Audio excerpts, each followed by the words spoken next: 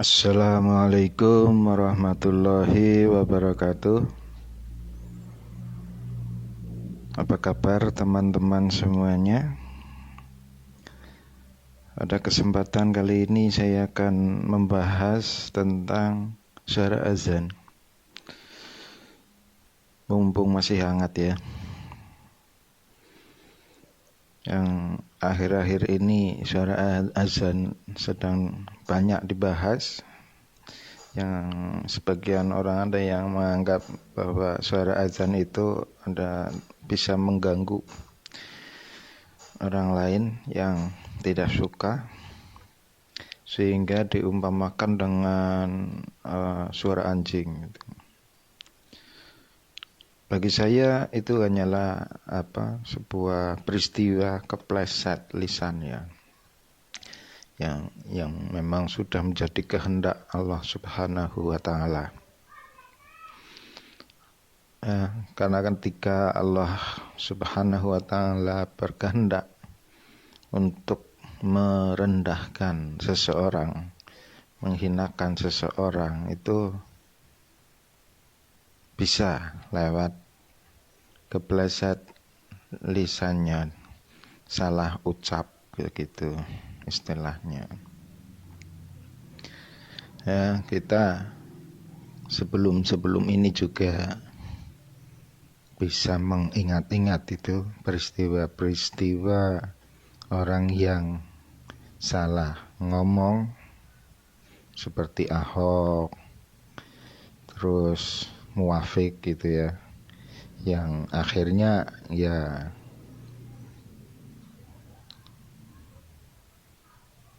hilang dari peredaran, atau paling enggak ya sudah tidak berkurang, kehormatannya udah berkurang. Saya kira demikian juga dengan Menteri Agama yang sekarang, Gus Yakut ya. Kedepannya akan seperti itu juga. Seperti kalau kita lihat di Quran ya, seperti perumpamaan itu. Kalimat yang baik, kalimatan thayyibatan, kasyajaratin thayyibatin, itu perumpamaan kalimat yang baik itu ya, kalimat thayyibah, suara azan itu seperti pohon yang mengakar kuat, yang tumbuh subur, berbuah setiap musim. Sedangkan kalimatan sayyi'at dan kalimat yang buruk seperti gonggongan anjing itu, atau anjing sendiri itu katanya, bukan anjing sebagai binatang, bukan anjing sebagai binatang, tapi anjing sebagai kata anjing itu kan sebuah kalimat yang sayyi'at, kata yang buruk. Itu perumpamaan kalimat yang buruk itu seperti pohon yang buruk yang sudah tercerabut dari akar-akarnya, tinggal robohnya saja, tinggal tumbangnya saja. Menurut saya seperti itu. Itulah makar Allah ya, makar Allah Subhanahu wa Ta'ala. Wa makaru wa makarallah wallahu khairul makirin. Ketika mereka manusia melakukan makar terhadap Allah, maka Allah tunjukkan makarnya. Sedangkan Allah itu sebaik-baik makar, sebaik-baik pembuat makar, pembuat jebakan Batman istilahnya seperti itu. Demikian dalam setiap peristiwa tentu ada hikmah yang bisa kita ambil ya. Masuk dalam suara azan ini yang sedang beberapa hari kemarin menjadi trending topik. Jadi menarik ya, hikmahnya yaitu suara azan atau azan itu sendiri menjadi pembahasan. Semua orang berbicara tentang suara azan, baik yang membela orang yang salah ngomong tadi ataupun yang menyalahkan itu, akhirnya terjadi pembahasan di situ. Nah, itu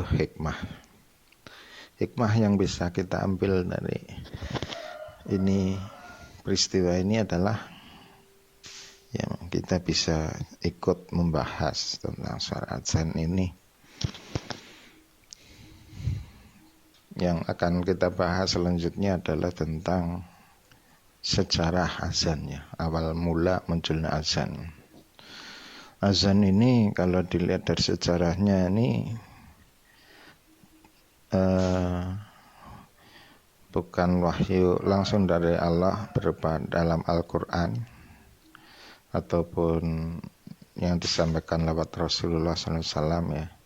Walaupun ada ayat azan wa idza nudiyat is-sholati min yaumil jumu'ah, itu ada perintah tentang azan itu mungkin setelahnya ya, setelah kalimat peristiwa azan itu dikumandangkan. Namun secara awal azan sendiri kalau saya baca itu dari sejarahnya itu berawal dari mimpi sahabat ya. Jadi di zaman Rasulullah itu di Madinah ya, orang kalau di awal-awal Islam itu orang-orang Muslim kalau menunggu waktu sholat itu ya datang ke masjid, kemudian ketika waktu sholat tiba maka mereka melaksanakan sholat secara bersamaan. Nah, waktu itu belum ada azan. Namun demikian setelah semakin banyak ya umat Islamnya, semakin banyak, semakin luas jangkauannya, semakin jaraknya semakin jauh, maka dibutuhkan pengingat untuk mengingatkan orang-orang yang mungkin lagi dengan kesibukan pekerjaan dan lain aktivitas lain-lain, diingatkan dengan sebuah tanda. Maka dimulailah ada pengambilan pendapat atau diskusi. Nah, dari diskusi itu ada yang usul supaya mengikuti orang Nasrani ya, dengan memakai lonceng untuk memanggil orang-orang sebagai penanda masuknya waktu sholat. Kemudian ya macam-macam, ada yang pakai api dinyalakan di tempat yang tinggi atau mungkin semacam panah api seperti itu supaya yang jauh-jauh bisa melihat, dan banyak lagi lainnya usul-usulan dari para sahabat. Namun kemudian Rasulullah tidak bisa menerima semua usulan tadi ya, sehingga muncullah dalam pertemuan itu seorang sahabat yang bernama Abdullah bin Zaid. Abdullah bin Zaid ini datang ke pertemuan tersebut dan menyampaikan bahwa satu hari sebelumnya dia bermimpi bertemu dengan seseorang. Dalam mimpi itu yang memakai jubah hijau dan membawa kelenteng, lonceng ya, membawa lonceng. Nah, Abdullah bin Zaid ini di dalam hati ingin membeli lonceng itu untuk memanggil orang datang ke masjid ketika waktu sholat seperti itu. Di dalam mimpi tersebut orang tadi menasihati atau mengajarkan kepada Abdullah bin Zaid tadi untuk tidak menggunakan lonceng tapi menggunakan suara kalimat-kalimat thayyibah yang sekarang ini dipakai sebagai kalimat azan itu, yang Allahu Akbar 2 kali, Allahu Akbar 2 kali, Terus asyhadu alla ilaha illallah 2 kali, asyhadu anna muhammadar rasulullah 2 kali, hayya 'alas shalah 2 kali, hayya 'alal falah 2 kali. Kemudian Allahu akbar la ilaha illallah, seperti itu. Nah, itu ceritanya mimpi itu disampaikan kepada forum yang sedang membahas cara memanggil orang untuk datang masjid gitu ya. Nah, akhirnya langsung diterima oleh Nabi Muhammad SAW. Kemudian Abdullah bin Zaid ini disuruh oleh Rasulullah SAW untuk mengajarkan kepada Bilal, karena Rasulullah SAW menunjuk sahabat Bilal bin Rabah ya sebagai orang yang akan melantunkan azan tadi, panggilan tadi. Nah, kemudian ketika Bilal mengumandangkan azan ya, terdengarlah ke banyak tempat-tempat yang jauh, ke banyak tempat atau ke lingkungan masyarakat Madinah waktu itu, termasuk ke rumahnya Umar bin Khattab. Umar bin Khattab radhiyallahu anhu yang sedang di rumah itu mendengar suara adzan, kemudian dia bergegas pergi ke masjid. Kemudian dia juga menyampaikan kepada Rasulullah bahwa beliau sahabat Umar bin Khattab juga mengalami mimpi yang sama pada hari sebelumnya tentang suara azan ini. Nah, itu tadi sejarahnya, sejarah azan. Nah, dari sejarah azan ini yang sekarang sudah menjadi booming ya di seluruh dunia, bersaut-sautan setiap waktu sholat itu dikumandangkan suara azan yang menjadi sarana memanggil umat Islam untuk melaksanakan sholat ya, bukan memanggil Allah ya. Azan itu memanggil umat Islam, mengingatkan umat Islam untuk azan. Kalau ada yang mengatakan azan tidak perlu keras karena Allah Maha mendengar, itu ya orang yang nggak nyambung. Orang yang nggak nyambung ngomong ya. Kalau nggak, orang bodoh itu ya sebaiknya diam aja, nggak usah ngomong, ketahuan bodohnya nanti.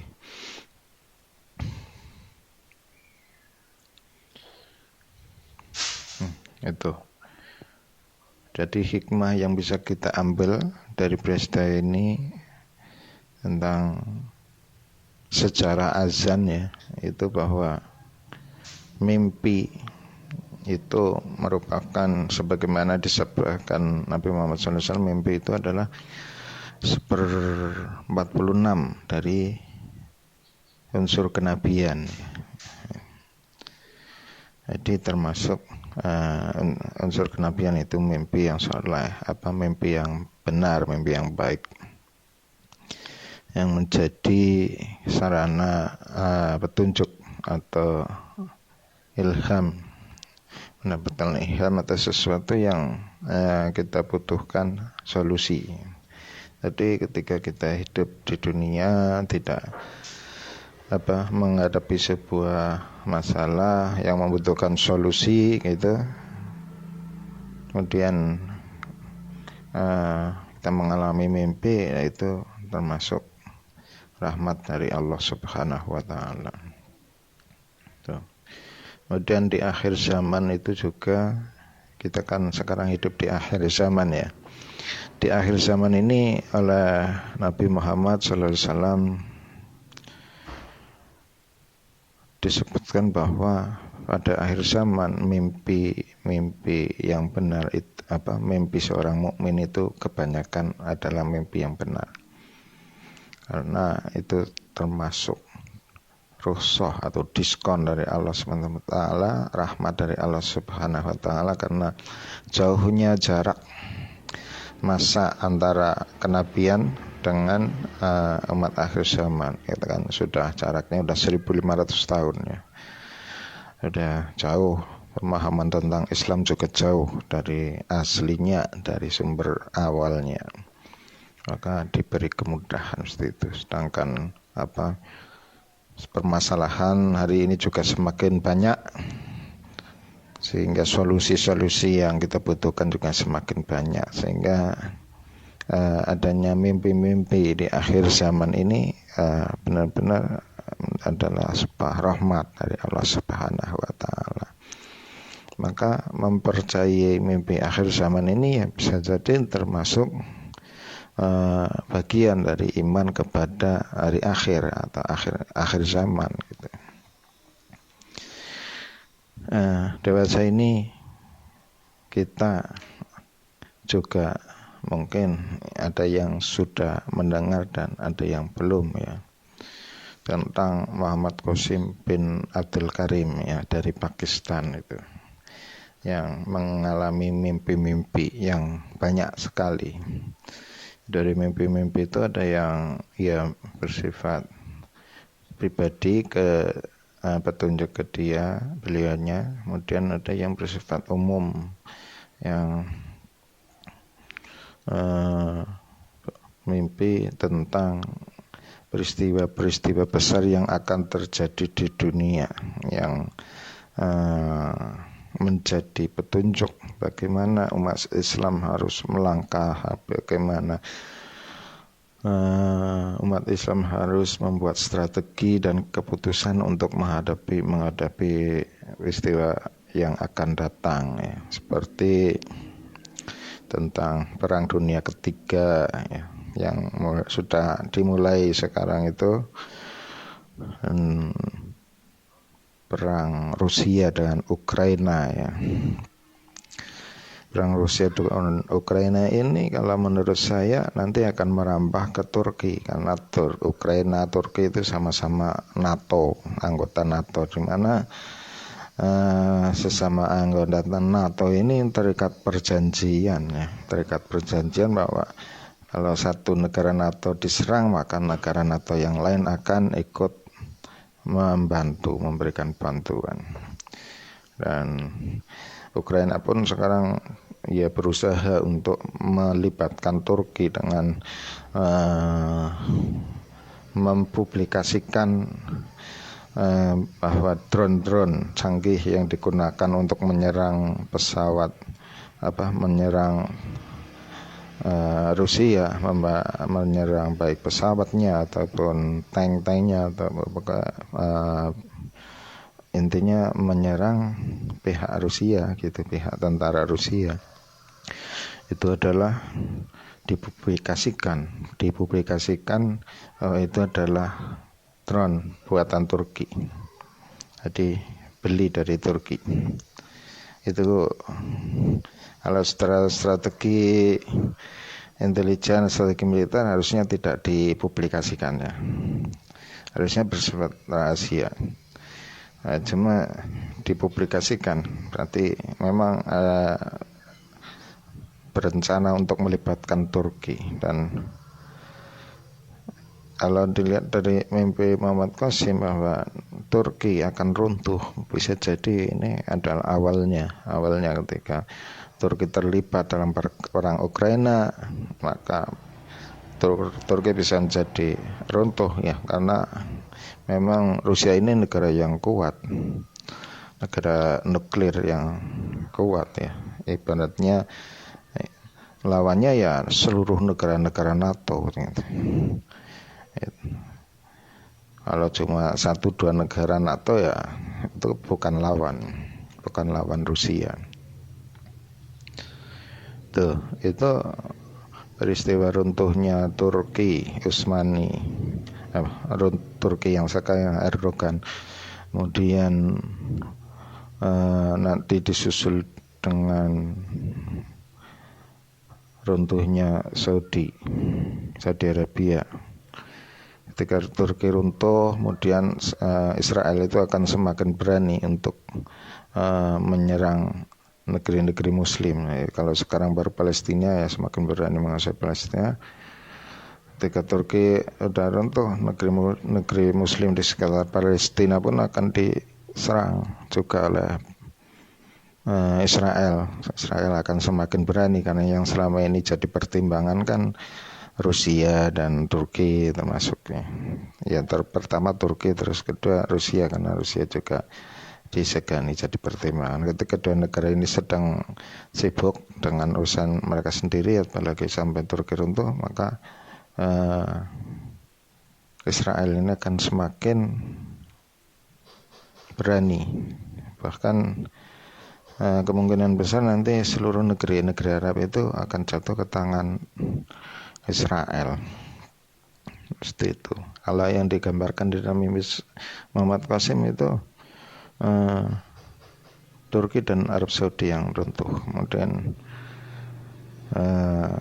yang tersisa cuma negeri-negeri timur, ya, seperti Pakistan, Afghanistan, Indonesia, Asia Tenggara itu Indonesia dan lain-lain. Itu pun yang kuat secara militer itu ya Pakistan, itu yang memiliki nuklir. Dan Pakistan pun nanti akan diserang juga lewat India dulu yang terdekat. India akan kerjasama dengan Israel untuk meruntuhkan umat Islam. Di Pakistan, Pakistan ini yang menjadi benteng terakhir umat Islam. Jadi ketika Pakistan hancur, ya sudah selesai, tamat umat Islam ini. Maka menjadi penting untuk mengkaji mimpi-mimpi Muhammad Qasim ini. Bagaimana persiapan kita ke depan, bagaimana ketika Turki runtuh, berarti kebenaran mimpi Muhammad Qasim ini sudah semakin banyak yang terungkap, ya. Sekarang sudah banyak yang terungkap, cuma yang ibaratnya yang kecil-kecil. Yang besar-besar nanti yang runtuhnya Turki dan runtuhnya Arab Saudi itu akan semakin menguatkan bahwa mimpi yang dialami Muhammad Qasim adalah mimpi yang benar, sebagai petunjuk dari Allah Subhanahu wa ta'ala, seperti itu. Nah, demikian itu yang bisa kita bahas mungkin ya, tentang azan dan rahmat Allah, ya.